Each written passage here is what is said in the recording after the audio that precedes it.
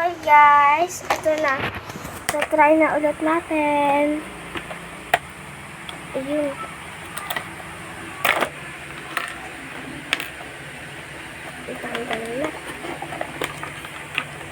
Ito na guys. So may kasama tong susi.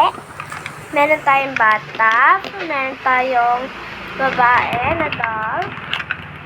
Meron tayong damit, bag, stand, shower,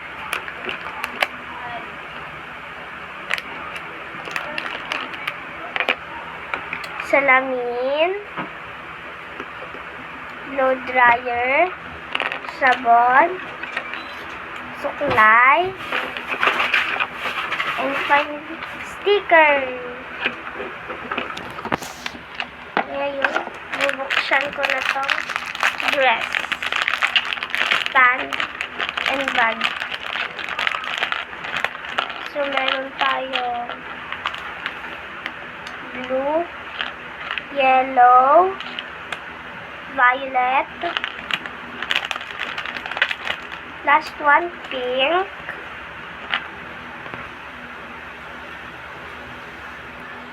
singseng, and yung stand at yung bag. Tapos eto guys, yung babae, purple yung hair. Nalito muna siya.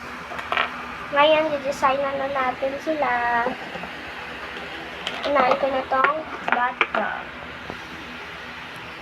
Ito.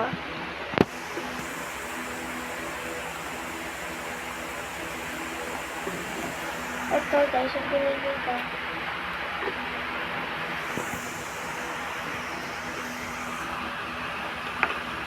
Tapos, isa pa, para dito sa harap. Ito guys, rubber ducky.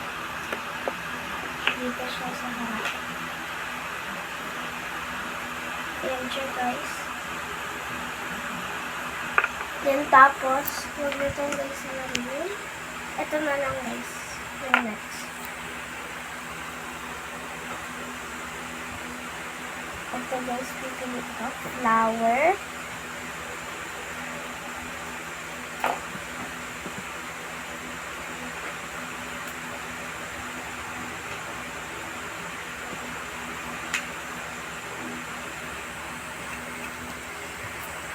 Itong doll. Okay guys, may natira pa. Ngayon, tatry na natin siya dito sa doll yung mga gamit niya. Unahin natin itong purple.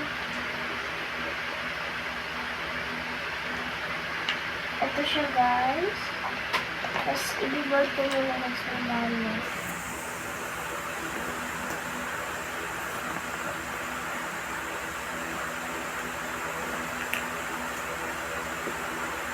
Ayan siya guys. Magliligo siya. Hindi siya kasya. Tapos dito guys yung bag niya. Ito guys yung suklay. Pero guys plastic lang yun. Pero parang gel. Ito guys. Sabon. Pang scrub. Blow dryer. Para dito guys. And then, tapos, hindi ko guys alam ko. Ring, headband.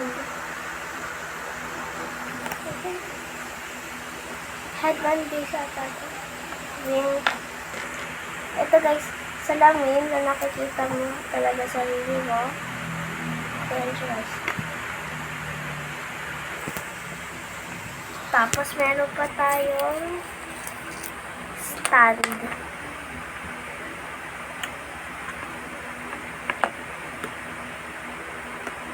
Ayan siya guys. Pwede mo pa rin siyang damitan kahit siya naka-stand. Pink. Ayan siya guys. Pero guys sa likod, ganyan.